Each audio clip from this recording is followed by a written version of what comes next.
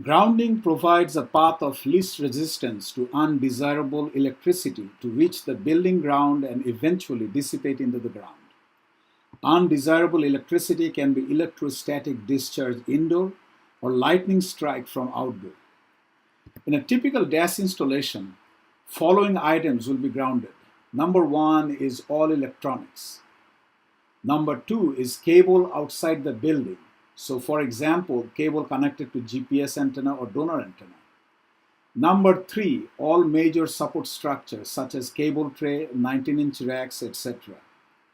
Basically all metal except indoor cables, couplers, splitters, antennas, and small things like J-hooks. Here is a picture of grounding kit and a surge arrestor. Now, grounding kit is for grounding cable outside the building.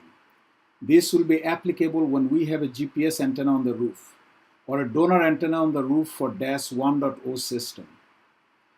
And typical surge arrestor, these surge arresters are installed when the cable from the rooftop antennas enter the building. So let's look at a simple grounding scheme through a line drawing. Say we have electronics mounted on a rack. This will be connected to a rack ground bar via grounding wire. Here is a reel of grounding wire and a close-up of the grounding wire. As you can see, grounding wire is made of copper wire that are highly conductive. Rack ground bar will be connected to a master ground bar. And what is a master ground bar? It's master because multiple grounding wire will be connected to this ground bar. Eventually, master ground bar will be connected to the building ground system.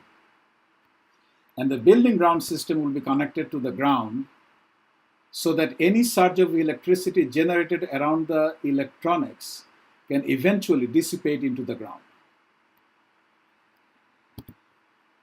Labeling. Labeling helps to find and understand electronics, connections, etc. So pretty much everything is labeled. Labeling does not contribute to the operation of DAS, but from our experience, it's absolutely critical.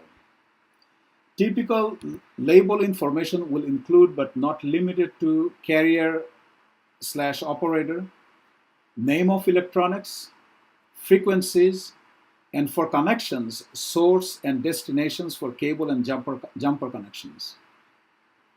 Now, in this collage of sample images, you will see that all electronics, cables, fiber and coax, couplers, antennas, grounding, pretty much everything is labeled.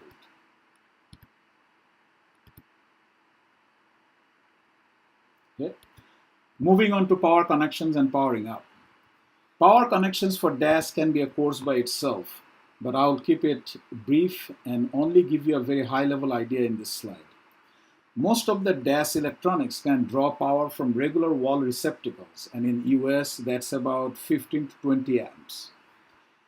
Greater and range of power is needed for RF signal sources, ranging from regular wall outlet for a femtocell to 30 amps for small cell to 100 amps for base stations.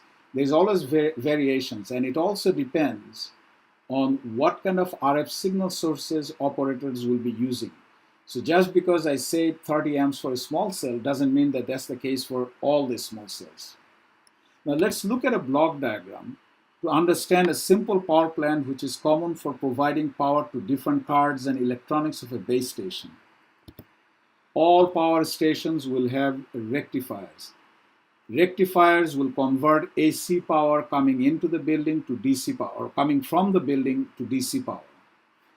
DC power generated from rectifiers are fed into a DC power distributor. Again, the DC stands for direct current. This DC power distributes DC power to all electronics needed for base station. You are pretty much safe to assume majority of the base station electronics run on DC power, and 48 volt DC is very common. DC power is also fed into a battery plant. Batteries are for backup power when there is a power outage in the building.